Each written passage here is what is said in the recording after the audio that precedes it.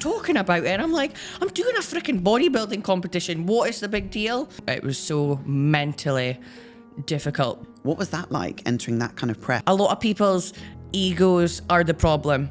It's your mind that's your biggest weakness. How do you keep up with everything and still focus on your own personal goals in bodybuilding? People say that you can't be a good bodybuilder and a good coach. No.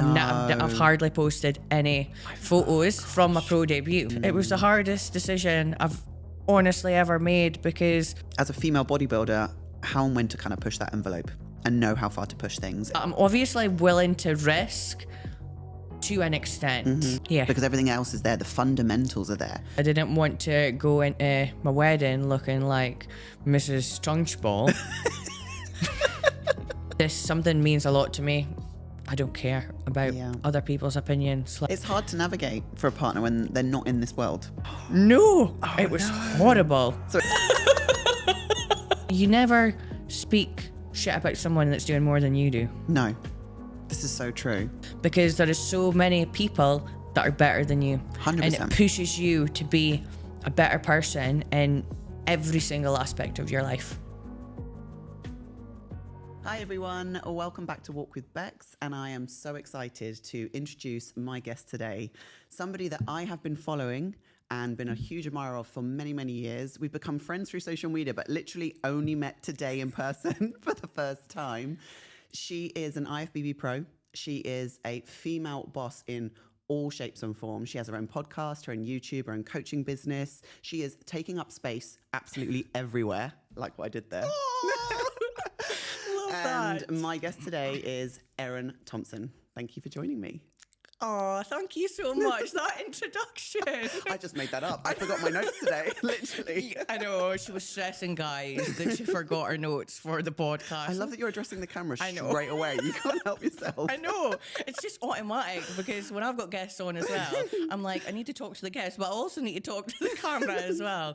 But yeah, thank you so much for having me on, and thank you for a very amazing introduction as well. I can't believe this is literally the first time we've met. And we were just saying off air, like, how long have we known each other? Years. Like literally what, 5, 6, 7 years even?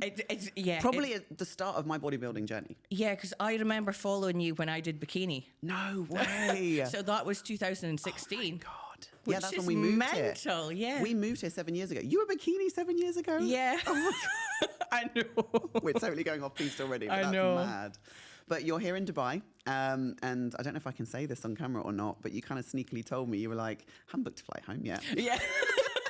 I know. Just because the show season's just finished as well, this is the perfect time for me just to come away and just still be able to work from home, but still be able to, because my routine is my biggest thing. And I'm not someone that, even when I was on the cruise, I needed to stick to my routine and stick to structure daily. I saw all that. You were doing cardio and training on the boat with all I know. the OAPs just doing their steps on the treadmill. I know. That if I can do that, I can do anything. I'll tell you that, because there was 20 desserts for breakfast, lunch, and dinner. Yeah. Lotus croissants, Nutella croissants, donuts, muffins, crepes. Oh, bless and I'm you. like, a little noodle 1 week post-show. Because if I ate all that food, I would have rebounded, which is why I always tell my clients not to go on holiday within the first month, because I'm experienced and I've went through the process. I know what the consequences are if I did go away and eat all that food. But yeah, it was an experience to say the least. But now we're here in Dubai. You are indeed. And like you said, your show season for your clients is now finished. You've been an online coach for many, many years. So I was like, I had all these notes prepared and I got so flustered leaving, I completely forgot to bring them. And I messaged my husband when I got here and I was like, I forgot my fucking notes. And he was like, just chill. You'll go into autopilot and just think about what you'd like to know about Erin and why you've been following her for such a long time. Because that's what this podcast is all about, guys. Exactly what it's about. People that I find inspiring, getting into their mindset. I'm a big fan of your own podcast, Take Up Space. I will drop all the links and stuff below so that people can go ahead and have a little listen. I think I'm 10 episodes in. I'm 2 behind. I'm sorry, Erin. But it was my birthday week. You released one. I was very busy. So I've got 2 to catch up on. But we need to go like right back, because if somebody now is watching this or listening on the audio version and they don't know who you are other than an IFBB pro, maybe they don't even follow you on Instagram and don't see how you are ridiculous on there, like ridiculous. I want to know where it all started, like, because forgive me if I'm wrong, but you're still quite young. Like, you're nowhere near my age. I'm very much older than you, and you're extremely successful. Before you keep going, I need to know how old you are. Because I know that you're older, but I'm not actually 100% sure. Well, you obviously don't follow my Instagram because I announced it on my birthday, but no, yeah, I am 38 years of age. Oh, no. Okay. Oh, no. Did I see that? I knew I was 38 or 39. It was supposed to be in the desert with my brother. 39? No. Right. She's out. Kick her out, guys. Yeah, 38 years young. Not quite at that big 40 just yet, but yeah. If I look like you at 38, I'll be very, very happy. That's for Let's sure. Just say Dubai really helps with all of the keeping everything in place. Yeah, no, you look amazing. Oh, bless Absolutely insane. But back to your question. So I started bodybuilding properly in 2016, but before that I was a competitive dancer and swimmer. So naturally growing up, my mum used to drag me to swimming first thing in the morning before school, right to dance class after school, and then I would be in the pool until 9:30 every night because I did them both competitively. But my mum is the kind of person that stick to your routine. It'll be worth it. So I was doing competitions every weekend, doing that growing up throughout school, and then had a skiing accident. Broke my collarbone. I didn't know that. Yeah. Oh my god. It was on a school trip. Of course it is. I'm an adrenaline junkie. No. So I was like 13-year-old me, I can go over the jumps. So I went over the jumps but got distracted by the people on the stair lift. So I was like going over the jump, but I was actually like looking over at the people on the stair lift. So I fell off, broke my collarbone, oh my god, snapped the ligaments in my knee, and then was in a leg brace for, it was nearly a year. And that must have been devastating for you, like at such a young age with those big dreams and goals. It was so mentally difficult because I couldn't bend my leg. I had to go to the hospital every month, and I had like a robot cast on that had dials on the side, and they would just turn it a little bit of a degree every single month. So I couldn't bend my leg properly for a whole year. That's insane. I did not know that. I know. So I started the gym for recovery. So I was straight into the weight section of the gym. What was that then, at the age of like 14, 15? Yeah. Wow. To try and get myself back so I could get back to my dancing and swimming. But by the time I got to that point, everybody that was in my class was already well ahead of the game. And then in that point in life as well, like that's when I struggled mentally. I was going out drinking and partying all of the time. I just didn't have a purpose. Yeah. So I went away to America, worked in a kids' summer camp for 6 months, and then came back and realised that my passion was helping people. Became a personal trainer, and then met Sophie Brewster. Yeah. So she introduced me to bodybuilding, but it was WBF at the time, and I was like, no, I can't do that. I can't. But you were a dancer. Surely you could do all the whole show and flashy and the wings and no. Oh no, no, I just couldn't. Like, I'm not like a pageant girl. So I did PCA, but at that time I didn't know the difference between bikini and figure. I kind of went into it completely in the unknown. Never been to a show before, never done any research, but the competitive streak in me was like, no, I'm doing this. If I go to the gym, I can step up on stage. So did that, and my first prep was what made me as both an athlete but also a coach, because I had to do all the research myself. My coach at the time wasn't the best, so I had to do a lot of that myself, and then competed in bikini. Realised you had a fuck ton of muscle. Yes. And was like, this is not suited to me. I know. Did you do bikini trained or? Yeah, bikini trained. So I did the PCA Scottish, came second in that, and then had a very bad rebound, gained 10 kilos in a week post-show, and then competed. In a week? In a week. Wow. Did you go on a cruise? No, but I had bought every single Oh my biscuit you God. could possibly You did the think hoarding of. thing. Oh no. But it's because I didn't know. Like I was just going off of Instagram, so I started following all these people, seeing that post-show treats was a thing. Had a massive storage box with every single biscuit and cookie you could think of, and ate it all. Oh wow. Like within like 2 days. And I just gained so much weight. And then changed coaches, did the British finals. But at that time, there was nothing. So I won the overall, but there was no money, no pro card, nothing. So then after that, that's when me and Carl got together. So that was in 2000 the end of 2018. Yeah. Then transferred into figure after that because I was way too big for NPC bikini. Now you say you're well too big, but you're small in stature. You are a tiny little bean, but carry a lot of muscle.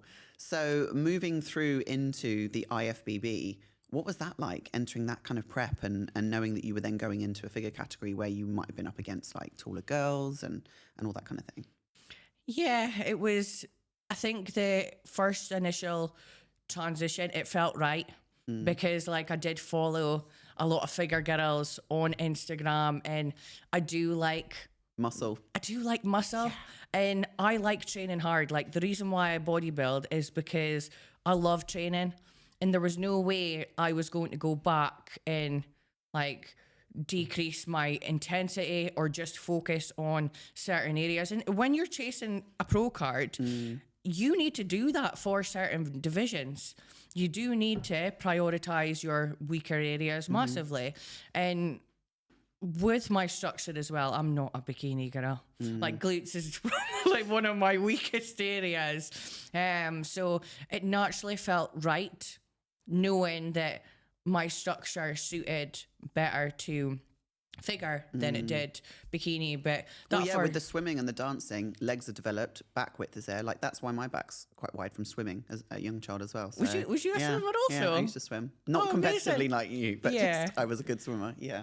Yeah. So it just felt right. And like I've always got the mindset that I'm just going to do whatever I can.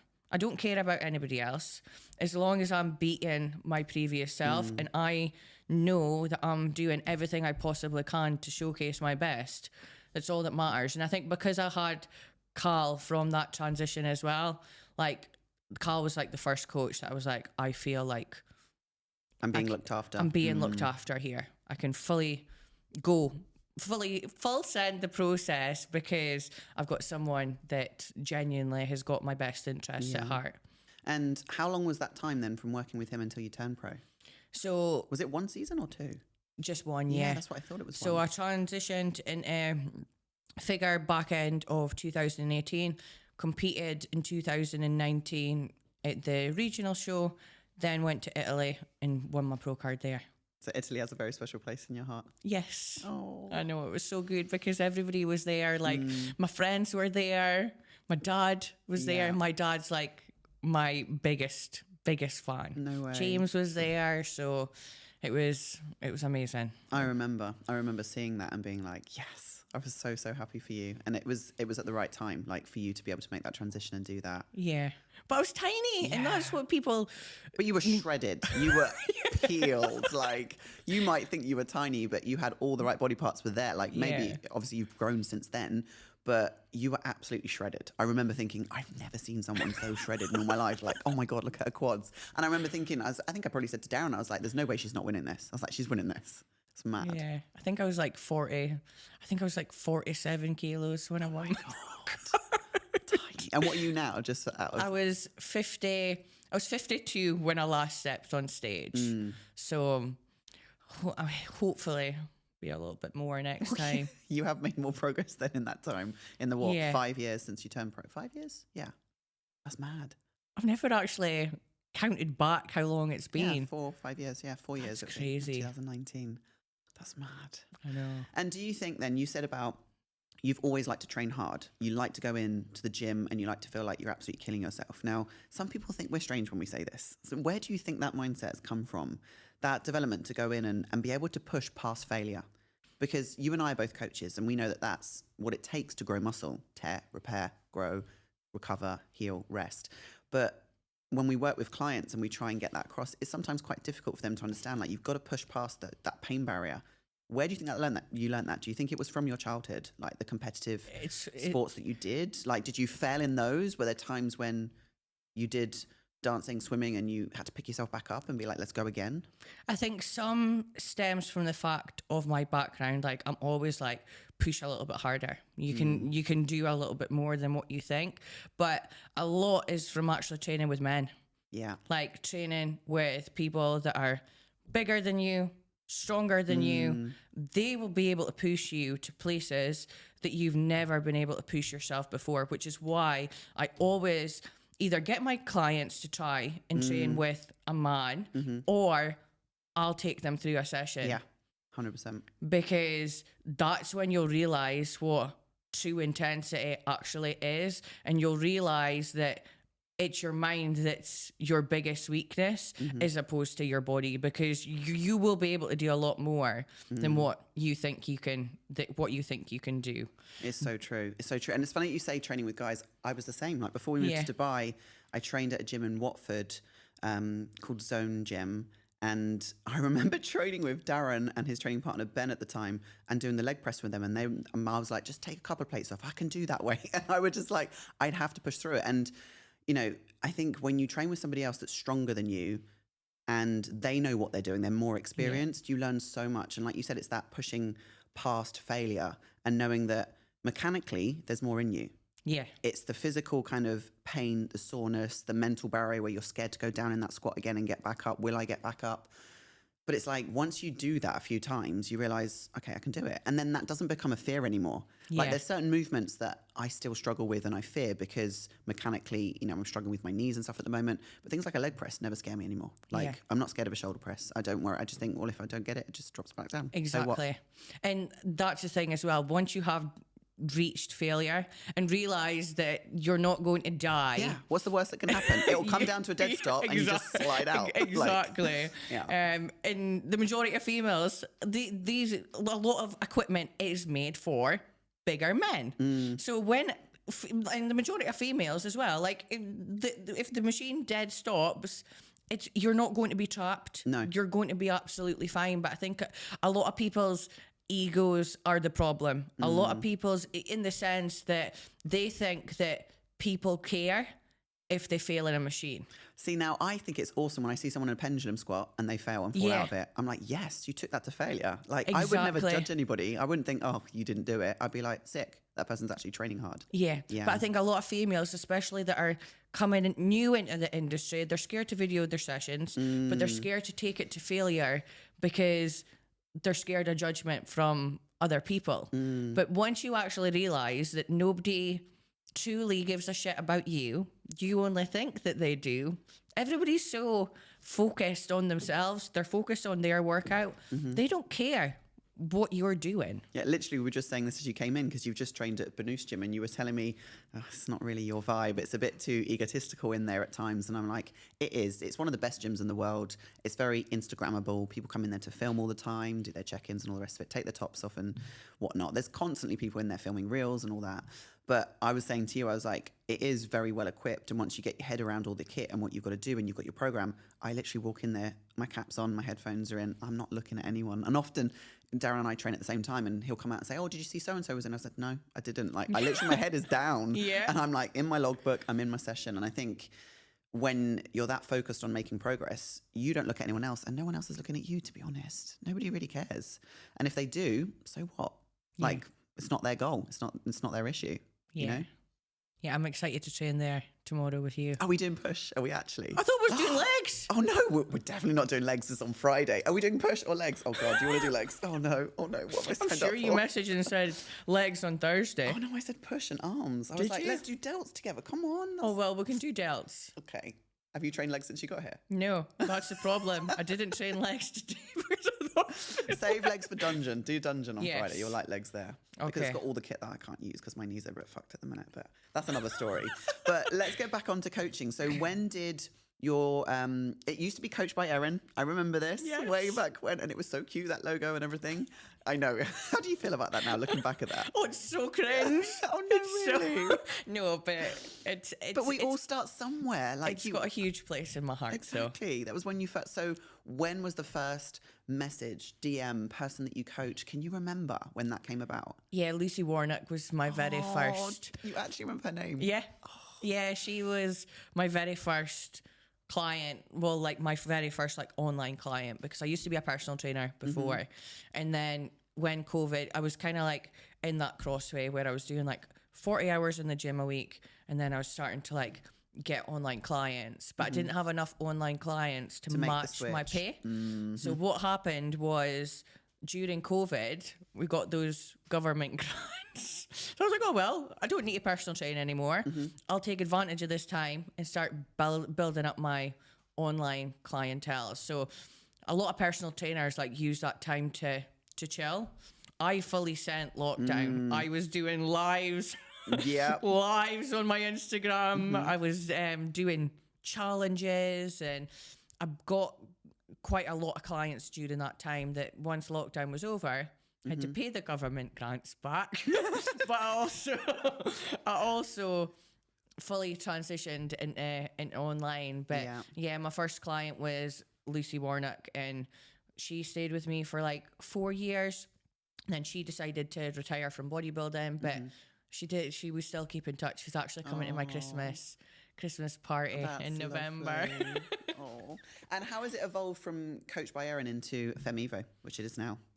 So Coached by Erin, basically, Coached by Erin, we had another coach in the company, but I'm the kind of person that I never want to take anything away from other people as well.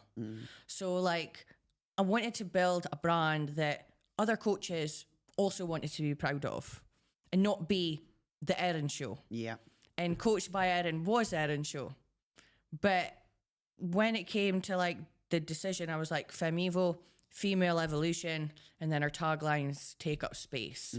Because I am huge on females embracing their authenticity, being whoever they want to be, without any fear, without any judgment, whether it comes to their appearance, the way that they look, the way that they dress. It's a completely non-judgment, a judgment-free zone. Yeah. And take up space just is something that is... Do what you want to do and be who you want to be. Exactly. Yeah, I love that. So changing to that meant that other coaches as well would feel like they wanted to be a part of that and represent the brand as a whole. And I don't want to take all the limelight either. Like all like my other coaches on the team, I want them to have a lot of success, and I want them to be their own. Brilliant. And how many coaches do you have at the minute? 2. Excellent. And do they work with more lifestyle, or are they moving into kind of the prep realm, or do you handle all the prep girls? So I do all the prep girls now. Dana is a mixture of both, but Dana's going to be a full-time prep coach probably by the end of this year, because a lot of her inquiries are coming in from prep. And then Danny is lifestyle and more like people that want to just live a balanced, healthy lifestyle. But I did have another coach before, and I think it's very important for anybody that is wanting to get another coach is to make sure that their coaching style and their ethos is the exact same as yours. Because what was happening on Coached by Erin was I was going on and being like, you need to train hard, you need to prioritize your sleep, you need to make sure that you're getting your meals in. And then the other coach was going on being like, take a day off. It's totally fine to not track your macros for a whole month. So like the consumer was coming, or the customer was coming on, and they were like, well, what is Coached by Erin? Is it a team of people that work hard and show up? Or is it, what's the word that I'm looking for? Like intuitive, and if it fits your macros, kind of holistic approach. Holistic, that's the word that I'm looking for, babes. Yeah. No, and that's right. And Femivo is all about strong female mindset and an evolution. So it is about getting strong. And do you know what? You can do that in a prep realm. You can do it in a lifestyle realm. Yeah. I'm the same. Like I've got prep girls, I've got lifestyle clients, but I expect them all to want to work hard on becoming the best version of themselves, whatever that might be. So whether it is them overcoming their poor relationship with food, their binge eating, maybe it is about them getting stronger, losing some weight. I don't know if it's the same for your lifestyle clients, but at my age, the majority of mine, I would say age between 30 all the way up to 60, because I think at my age, people can relate to me. So it's the same with you. You probably get inquiries with women of your age that relate to you and see, well, she's a similar age to me. She's managed to grow this muscle in this time. She's a competitive bodybuilder. That's something I'm looking into. Or I think often coaches think that if you are a bodybuilder or you're sharing your journey, that's the wrong message to send on your Instagram. And I'm like, absolutely not. Like, obviously, that I'm a business mentor to other coaches. And I would say you need to share your journey because that builds relatability and trust. People want to know how you've got to where you are, and your experience and everything that you've gained along the way, your knowledge is hugely valuable. And why would they trust you otherwise if you've not got some kind of journey that you're on? And ultimately, we're always on a journey somewhere. And people buy into people at the end of the day. That's why the majority of your clients come to you, because they genuinely like you as a person. Yeah. And I think that's something that, anyway, that's probably a discussion for another time. Yeah. But I could get in my bee in a bonnet about business mentors and other people doing silly things on Instagram. Oh, but, don't worry, we're going to be talking about that on mine. Do not We're actually doing another podcast straight after this. We're going to switch seats, and then she's going to be interviewing me, and we have no notes for either of them. So this is going to be a long evening. Let's hope the guys can keep up here at recording. Okay, so let's move it along then to coaching. So you're a pro at this point. Coaching business is thriving. It's growing exponentially. You're getting new clients all the time. How are you managing being a pro and being an elite business owner and an entrepreneur? Because like I said at the intro, you've got your podcast, you've got your YouTube. How do you keep up with everything and still focus on your own personal goals in bodybuilding? Routine, baby. It's like clockwork. Like I get up every morning, 5, and then from 5 till 6, that's my time. So I do my gratitude, do my journal, and then go for a walk. And then that's my time that I focus on me. And then from there, and read a book as well. I know that you love your book. I love my books. I've got a book club. I think you have a book club too. Yes. I'll have to link it down below. Yeah, definitely. You need to send me all the links of everything.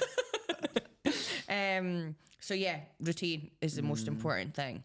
Like I'm focused. So basically, a business lady from 6 a.m. right through until my check-ins are done. So in the UK, it's normally until midday.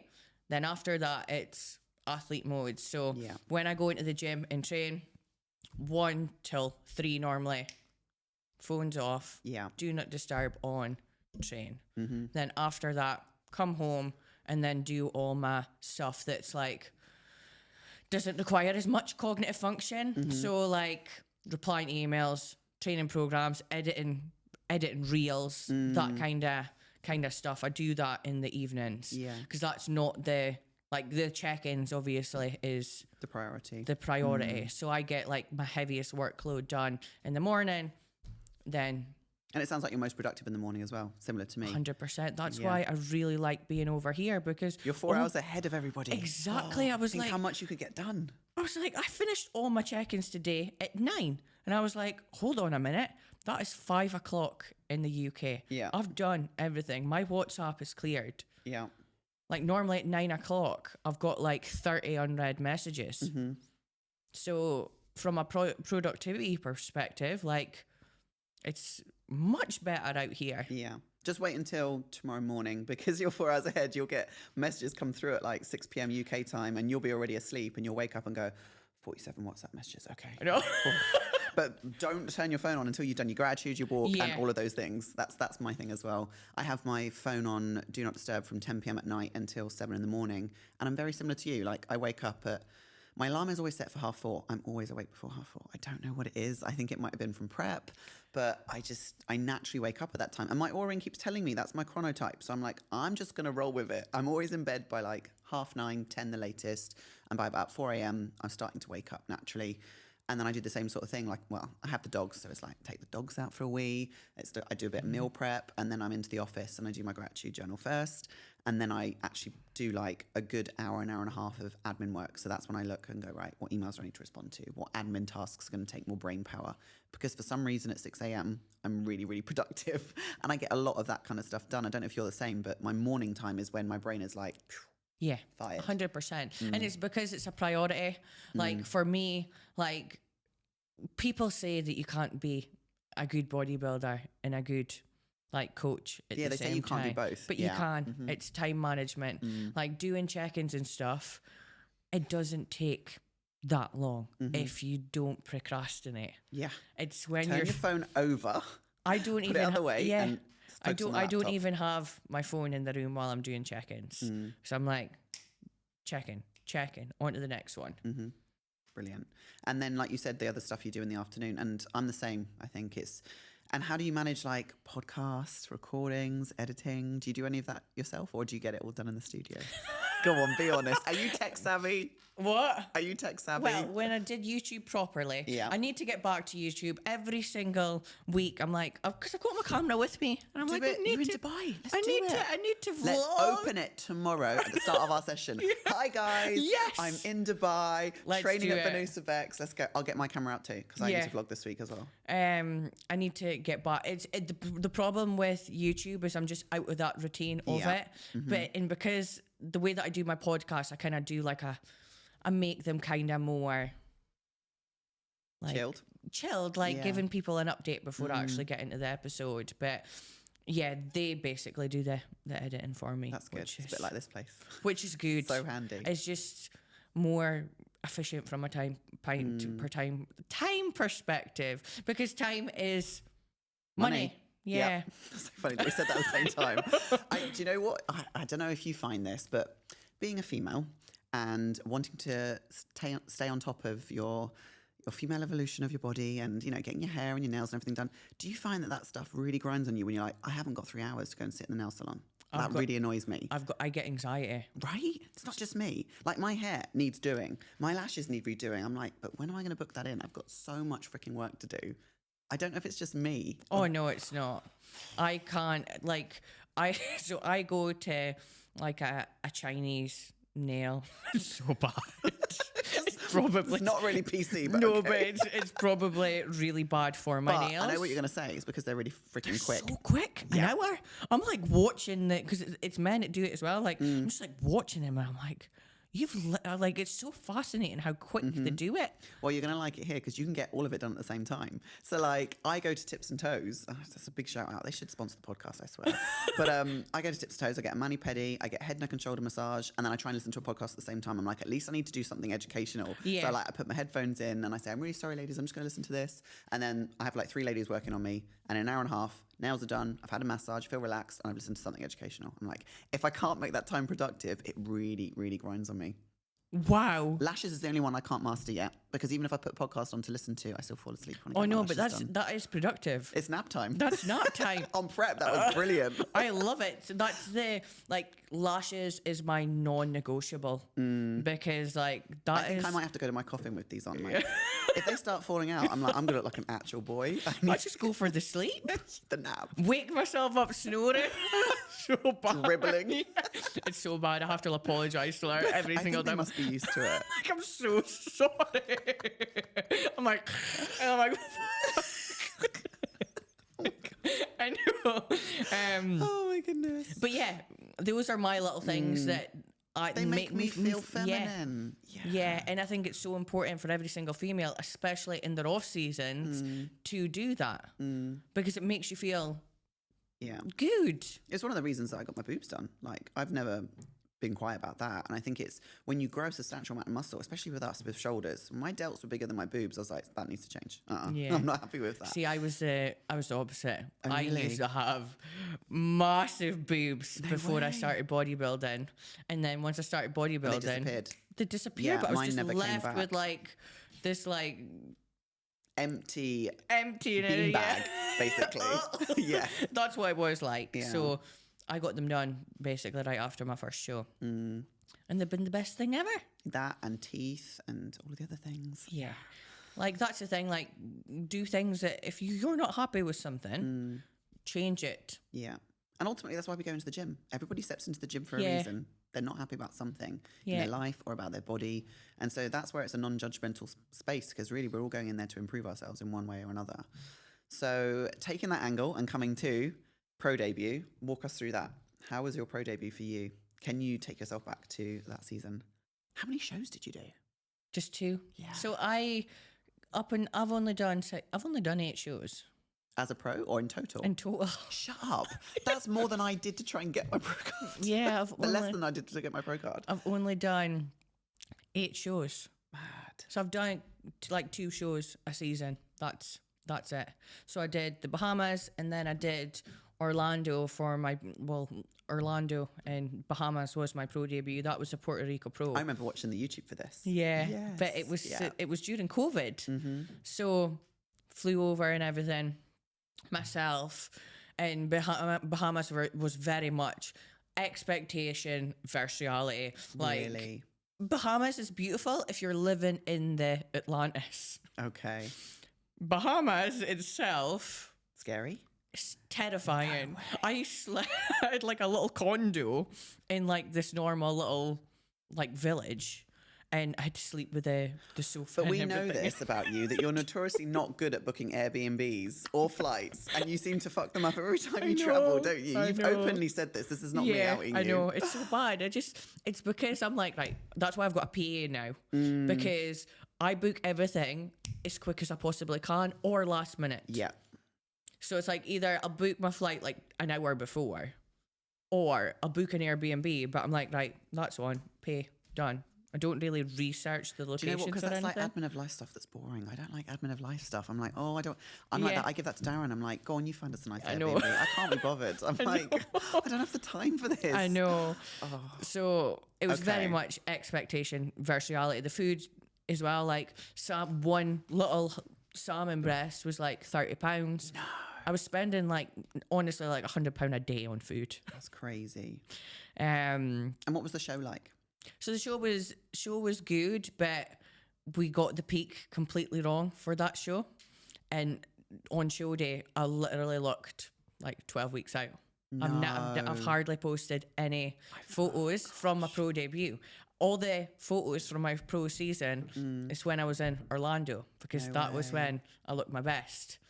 But And how many weeks difference between? Just one. Okay. I'll need to show you Oh my God. Yes. the me off air. difference, because it was dramatic. Like, it looked like I had honestly gained about 10 kilos of muscle in the space of a week. But it's just because didn't carb up enough. More water was manipulated, salt was manipulated for that first peak, and I just woke up like a balloon for my pro debut. So that was an experience as well, because prejudging was on the Saturday, finals was on the Sunday. And with that show as well, even if you didn't make top 10, you still had to go on and do your eye walk and everything on the Sunday. And you'd known if you'd made top 10 or not by that point, would they tell Yeah. you? Yeah. Oh, that's hard. I know. And as a pro, not showing up to do that is actually disrespectful to the federation. Like, you have to. 100%. Yeah.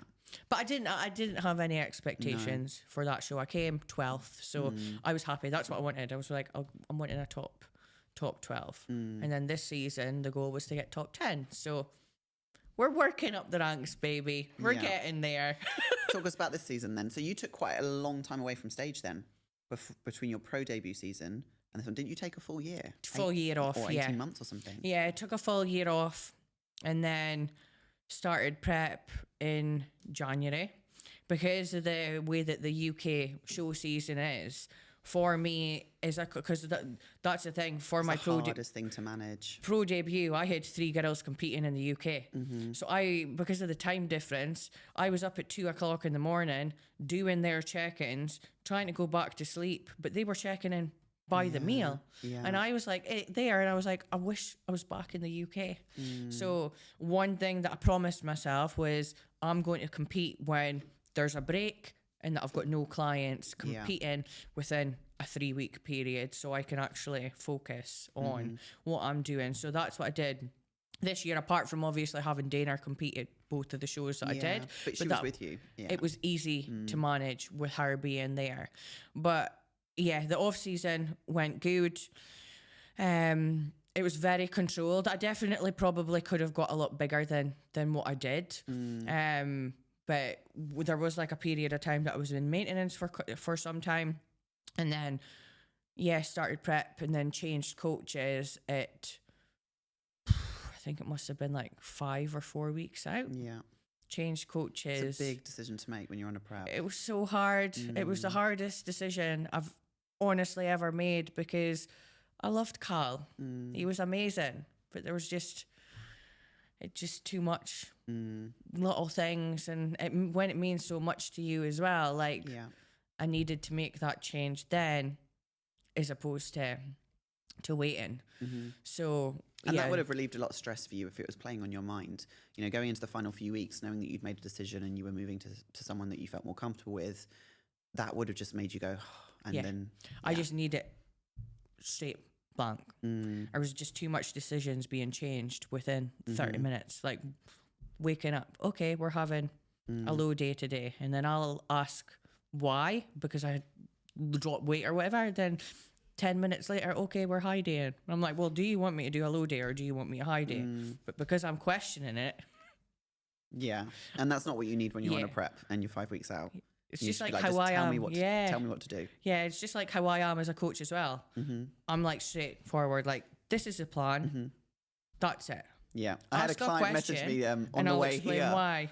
I had a client message me on the way here and she was like, thanks for the feedback, blah, blah, blah, blah, blah. And she was like, just, waiting for that high day, that refeed day. And I said, don't worry, when you need one, you'll get one. Yeah. That's literally how I said it. I was like, you can keep asking. I'm not giving it to you. I was like, it will come when it will come. I know. But so, it was good. Alicante was amazing. Really, really good show. Like, Emilio does the most incredible... The European shows are amazing. They're beautiful, aren't they? It was so amazing. Like, the venue was incredible. Yeah. Portugal, on the other hand, was a shit show. But isn't Portugal the one where you come up from the stage? Yeah. And I thought that would be sick. It's not, because it rocks. And if you're wearing a pair of heels and there is a table and it spins fast. When you're standing in a pose and you've barely drank any water all day, it's 35 degrees outside, you're sweating buckets and you're trying to hold a pose. You're like shaking about. No, it was horrible. So it looks beautiful, but it's horrible to experience. It's a show for the audience. Yeah, that's true. And even then, the audience couldn't take any pictures or anything. No, because you're spinning too bloody fast. No, and you wasn't allowed. No. He wasn't allowed to take any pictures or anything. I didn't like the experience. So the tanning time as well. Like, I was on stage 1:30, but my tanning slot for my class was 12 to 1. Oh my God. And it was just one coat of tan. No. So no day before tan or anything. And it was men. So I'm like standing there and the men do all the tanning in Europe, don't they? Yeah. It's horrible. Yeah. Horrible. It just makes you feel really uncomfortable. But do you think from your pro debut season to this one, you'd made the necessary improvements? You were happy with your physique? Yes, 100%. But I'm the opposite from you. I get worse the more I compete. Oh, really? Yeah. So that's why my seasons are always a lot shorter, because my look deteriorates the deeper I get into a prep. No matter how much, like even from Spain to Portugal, my look changed. Yeah. You start fading. Start fading, but even then, no matter how much I fill up, I just can't, I don't look fresh. I just end up looking. And how long are your preps? That one was 26 weeks. See, that's a long prep. Yeah. And I say it like that, but I did 38 weeks in 2021. Like, we all know this. That was a stupid prep. But that, let's be real, I should have stopped at like 30. I pushed on for another 8 weeks. But the last prep I did, obviously, it was where I got my pro card. That was 12 weeks. It was a shotgun prep. And I was like, no, we're not going to drop like 30 pounds in 12 weeks, surely. We did. Yeah. But yeah, it's interesting that you say that your body fades.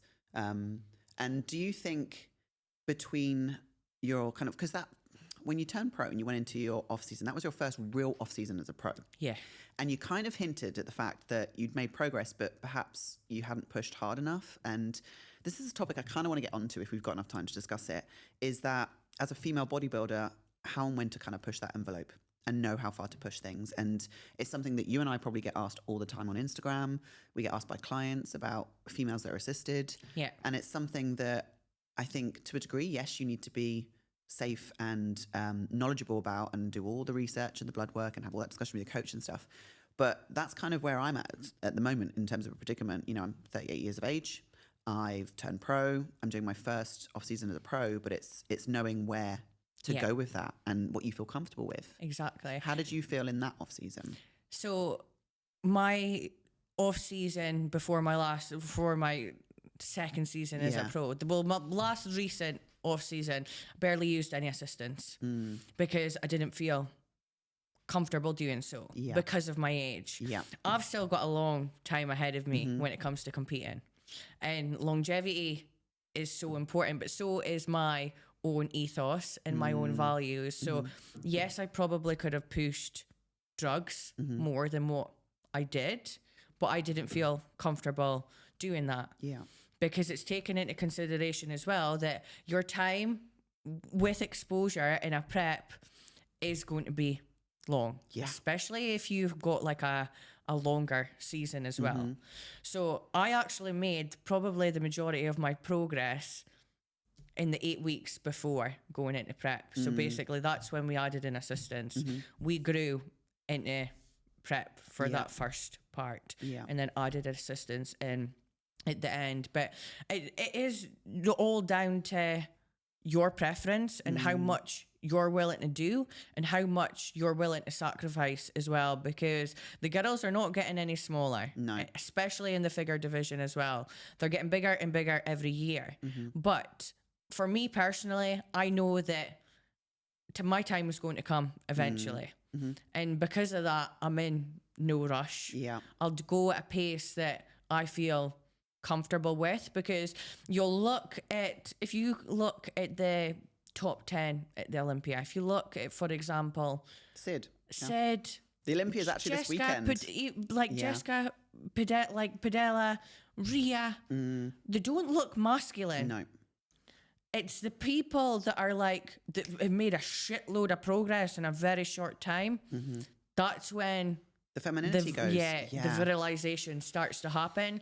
And I'm just not willing to risk that. I'm obviously willing to risk to an extent and knowing when to push. So back end of a prep, 100%. Yeah. And like you said, the exposure on a prep is a lot in terms of like time, so you don't need to be doing big stints in your off season. And it's funny that you mentioned that point, because you and I probably both see it, and I think maybe for like the amateur athlete or the lifestyle kind of client, they don't know the difference when they see muscle that's grown naturally and muscle that's grown in a push and grown with assistance. And you can see the difference when someone grows too quickly and has pushed things too far, too fast. And you and I both come from a background where we were sporty as children. I grew a lot of muscle. I competed as a natural athlete for 5 years before going down that route. So it's like the muscle maturity was already there. And so it's like any form of assistance is like the sprinkles on top. Yeah. Because everything else is there. The fundamentals are there. Yeah. You know, training adherence, intensity, strength. Like you could have all those things even when you're not on assistance. Like nothing changes. Your strength doesn't dip. You probably find this when you're not on assistance. It's like, well, no, my squats are still the same. My leg press is still the same. Yeah. Nothing changes because the mentality of training performance is still there. And so you still have the muscle to be able to push. But yeah, I think it's true what you say. Like, I think as bodybuilding develops and more physiques come through the ranks, you can kind of see the difference. And to a degree, I think the IFBB are trying to nail down on that a little bit. Yeah. They're not rewarding the bigger muscular girls that are in figure, and they're actually saying to them, well, you should be going into other divisions. And, you know, the fact that they brought back women's bodybuilding is saying, look, that's open. That category is now available to you. Let's keep the other categories to what they should be. I think there is still a very big difference between bikini and figure, though. Like, they've really reverted back to what bikini was like a couple of years ago. But whoever wins the Olympia this weekend is going to obviously, that kind of dictates how the rest of the next season is going to go in terms of winners. But with figure, especially in the European shows, they are absolutely massive. Yeah. But it's also judges as well. Yeah. Some judges prefer the bigger looks. Some judges prefer smaller. Yeah. And it's really hard because a lot of my competing history has been in Europe, and I've had that where I've come in my best and had, you know, excuse me, balanced structure and brought the level of leanness. But I would say how many times, 4 or 5 times I've come up against like mass monsters, like girls that are way bigger than me, carry tons more muscle, or have been really tall in structure and I've lost to, and I'm like, I'm never gonna turn pro. But I think it's like you said, it's getting in front of the right judges and those that are more in line with what the, you know, the federation's about. Yeah. But the Olympia this weekend, will you be watching it? Of course. You do know how late it's going to be for us to watch. I know. It's like pre-judging starts on Friday night for us. So you'll have to be up from like 9 p.m. through till midnight to watch all of pre-judging. Go to sleep for 3 hours, wake up then for finals. Absolutely no chance. I'm sorry, but no. But at least try and see pre-judging. I'll be like, try and see pre-judging and try and watch it. I go to bed at like 9 o'clock latest. You're the same as me then. Yeah. I literally, I'm like, I'll put something on the TV, or I'll say Darren tries to put something on. And he's like, right, you done with work? Are we going to watch something? Yeah, babe, absolutely. Let's get an episode in. Baked oats are going in. Yeah. And then I'm gone, literally. But it's a Saturday and Sunday. So we've got Friday, Saturday. Yeah. Yeah, that's true. So Saturday, I don't have work on a Saturday. I don't have client check-ins on a Saturday. So I could stay up. Yeah. But we'll see. Treat ourselves. Treat ourselves. But if those pajamas and the fluffy socks are on, I game know. over. I'm gone. I know. But yeah, I'll be definitely watching that this weekend. Amazing. And so happy with how this kind of season went then, all in all. Even with the switch at 5 weeks out, you were proud of the physique that you brought. Yeah. Happy with your placings. Yes, because the goal was to get top 10. Yeah. But even then, it was this season was just getting much feedback as possible, getting in front of some different judges. Good. But next season, I'm going to be a little bit more strategic in terms of my shows and where I'm going to compete, because with like Pro, the head judge was Becky. So Becky, like I got feedback from Becky after, and she loves like more petite figure girls. Yeah. But she was like, oh, you should go over and compete in America. I was about to say the States, yeah. So I think I'm going to do America and Canada next year and see. Okay. I just need to grow everywhere. Don't we all? I just need to grow, baby. It's the mission of our lives, is just growing constantly. I know. So I have a few questions to ask you then. In terms of your entire kind of bodybuilding journey, what would you have said would be some of the hardest moments that you have encountered? Because being a bodybuilder is tough, both physically, mentally, doing the prep, doing the off season, managing a business, but it also affects your own personal life as well. Like, obviously you're married. I remember you getting married. Like, was it before prep started or was it afterwards? Yeah, it was right before. That's why I had like quite a long period at maintenance during my off season, because I didn't want to go into my wedding looking like Mrs. Trunchball. You would like never a butch bride coming. Do you know, you say that, but I did the same. Yeah. I did a diet for my wedding because I was like, these shoulders are not going to look good in my backless wedding dress. Yeah. And then I didn't obviously want to look stage lean either, so I was kind of like, it's maintenance, and then went to Ibiza, and as you can imagine, I lost quite a lot of bit. So then that's quite a honeymoon. Had to build it back up. So what would you say has been like some of the toughest moments that you've been through? Toughest moments is definitely my family. Yeah. Because when I started bodybuilding, I originally come from a very small town. There wasn't anybody that did bodybuilding. I was literally the first person. So I was the talk of the town. Like my mum's friend, like, you know, like that small mind mentality. My mum's friends were like getting involved. The neighbours. Yeah, everybody was talking about it. And I'm like, I'm doing a freaking bodybuilding competition. What is the big deal? Yeah. My mum she kind of disowned me for a bit of time. Like she didn't speak to me. She was trying to feed me. So like she would like come round to my house and she would have baked like cakes, and she's just like a massive foodie. But I don't know why she was like, I think she wanted to look after me as well, I think. And I think because I was entering the unknown, she found it really difficult. Yeah. So I think that was the biggest thing that I struggled with. And it wasn't until after the British finals that she kind of came round and started to like it a little bit more. But yeah, I think family. But even then, like, I'm the kind of person that if this something means a lot to me, I don't care about other people's opinions. Like, I'm just going to do what I need to do. And then with James, he just goes with the flow. He's so chilled. He's very, very chilled. Oh, bless. So he just goes with the flow. First prep, like, obviously he didn't have a clue what was happening. And he does like a Chinese and everything. So it's hard to navigate for a partner when they're not in this world. Yeah. It's very difficult. And most kind of bodybuilders, pros are married or in relationships with other pros and things like that. So I think it's incredibly strong-minded of a man like that to be able to allow you to pursue this, but know that you're still his wife, and you still have, obviously, you must have that personal time together where it's not all bodybuilding, it's not all work, and it's actually, what does Erin do when she's not doing all of these crazy things? It is really difficult. Like, it is very, very, very hard because, like, I'm so, like, goal focused and everything, and, like, he is just like, I want to say a normal person. We're all normal, but do you know what I mean? Like, he, like, before I did bodybuilding, we would go out and eat every weekend. Go to the local pub, all this kind of stuff. And I'm just, I couldn't think of anything worse now, if I'm being 100% honest. And, like, it obviously is hard and,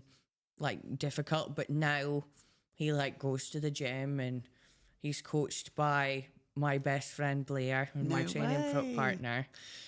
So I've kind of pushed him to be a little bit uncomfortable as well, to kind of see if he likes it. Not to turn into a bodybuilder, but just so there's like a commonality. With that. So, and I've seen in some of your YouTube and that he's there checking photos and your videos and things. He's been there with a few of you, a lot of your shows and stuff. Yeah, he loves coming to the shows. He's incredibly supportive. He probably follows you. No way. He keeps up with everybody. Does he really? Like, it's so funny because, like, when Phoebe Hagen competed last weekend, he messaged me. He was like, "Oh, Phoebe Hagen." You're like, what's going on? So maybe you're kind of trickling stuff in, and he's getting a bit more interested. Yeah, he is very interested in it. He's just not doing it himself. Yeah, fair enough. And you mentioned, obviously, things are tough sometimes with family, and you had that difficulty with your mum kind of coming around, but you mentioned your dad has been like your number one supporter. Yeah, my dad loves it. Really? Oh, he loves bodybuilding. Well, he loves seeing me do, I think because he owns a business. He leaves the house. I get a lot of my traits from my dad. He gets up 4 o'clock in the morning, reads his paper, then goes to work, and then comes home 5 o'clock, and then he's in bed at 8 o'clock. Bless him. So, like, I think because I've got that mentality where you've got to work hard, you've got to show up. He really, I think he respects, because that's the thing. I think you respect other people that's kind of doing the same things as you, and you never speak shit about someone that's doing more than you do. No, this is so true. This is very true. You always admire those that are working hard. Like, whenever you see anybody, like, even if I see somebody in the gym that's maybe it's their first day in there and they're absolutely killing themselves, I'm like, yes. Yeah. Like, I get really excited when I see somebody working hard. And it's the same with business. I don't know if you find this, like, the more I surround myself with people that are inspiring me and they're doing big things, and I'm like, it makes me want to do more, to do better, to become a better coach and all these kinds of things. So I think that's a massive thing that obviously you've instilled from your dad. And then it's kind of carried you through into what you're doing with bodybuilding and also your business as well. Yeah. So what's next on the cards for Erin, Femme Evo? Get massive. Get massive. I am someone that fully embraces every phase, because at the end of the day, like, what I do now is what is going to come into fruition in a year's time. So, and of course it's like winter, maybe not in Dubai because it's always beautiful here, but like coming into winter, we've got Christmas coming up.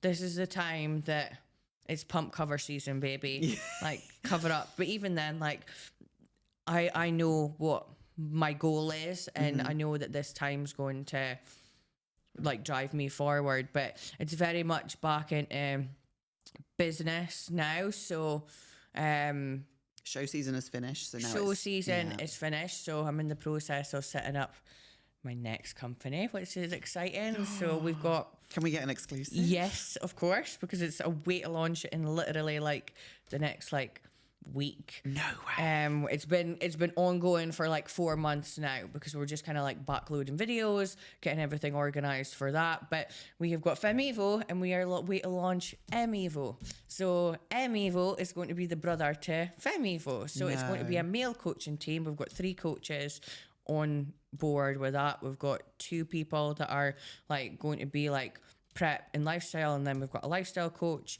And then what's going to happen with FemEvo and MEvo is they'll join together for posing seminars, education, all seminars. And yeah, I think a lot of like Dani is going to cross over into MEvo as well, because she does get a lot of inquiries from guys, and that's how that business like kind of started because I'm like, I am restricting you as a coach. Let's do something about that and open up the platform to men as well. But I'm just going to kind of be like the ghost behind that, because it's a lot to manage. You have to be the director behind it all. Yeah, I'm just kind of going to let them do their thing, and then we'll all come together. Super exciting. Oh my goodness. And then obviously you're here in Dubai now. We're not sure when you're going home, which is we might get her back on the podcast. She might be back on again. And obviously moving into your improvement season. So haven't looked at shows next year, or are you already thinking about the calendar next year because of the way your business runs? Are you already looking at potential shows? It'll probably be around July, I would imagine. Because by that point you want to have your season almost wrapped up so that you can support your clients moving forward as well. But we'll see how this improvement season goes. We'll see how we get on. I think you'll do brilliantly. You've grown a fuck ton of muscle already. I'm sure you'll grow some more. But if you are thinking about potentially moving out to Dubai, it's the best environment for it, I tell you. 100%. Like, 100%. I know you mentioned like Banus Gym, but when you're in there with all the other pros, like there's nothing more motivating than because you're definitely like, you're what's the word now? I'm gonna get this phrase wrong. You're the small fish in a big pond. Exactly. That's the one. Yeah. I love that, and that's why I like this, like Dubai so much as well, because there is so many people that are better than you, 100%. and it pushes you to be a better person in every single aspect of your life. Yeah. So it's exciting. And I can't believe I've been here 7 years. I know. That's actually mad. I know, it's amazing. 7 years. I know. Oh my goodness. Well, Erin, it's been lovely having you on this podcast. I feel like I could talk to you for ages, and we definitely made it work even without the notes. I know. But I do have one final closing question, which I ask all of my guests. I don't know if you've watched any of my episodes already. You have? Have you watched some of them? Yes, I've watched some of your podcasts. Oh. Which one did I listen to? Don't lie now. No. What? You probably watched Darren. Everyone watches Darren. No, I never watched Darren. Oh. I actually did listen to one of your podcasts, because you've got a very therapeutic voice. Oh, bless you. I don't think I have. You've got a very therapeutic voice. But yeah, it was just, I'm sure it was one on like motivation or something. Ah, okay. And so, yeah, what I wanted to ask you, back to the question, is what's the legacy that you want to leave behind? What is it you want people to know you for? If they being a good person. Oh. For helping people, because that's why I do coaching. I do it because I genuinely want to help as much people as I possibly can. So if I died tomorrow, I would want people to be like, she was a very good person that genuinely cared about other people. I love that. Thank you so much. You're welcome. Now we've got to wrap this up, and we've got to do your one. I know. Thank you so much for watching, guys. Thank you for listening. If you're on the audio version, don't forget to like, subscribe, do all of the good things. I'll pop all of Erin's details down below in the description box and in the show notes on the audio version. And yeah, go and give her a follow. Go and drop her a message. Let her know what you thought of this, and I'll catch you in the next one. Bye for now, guys.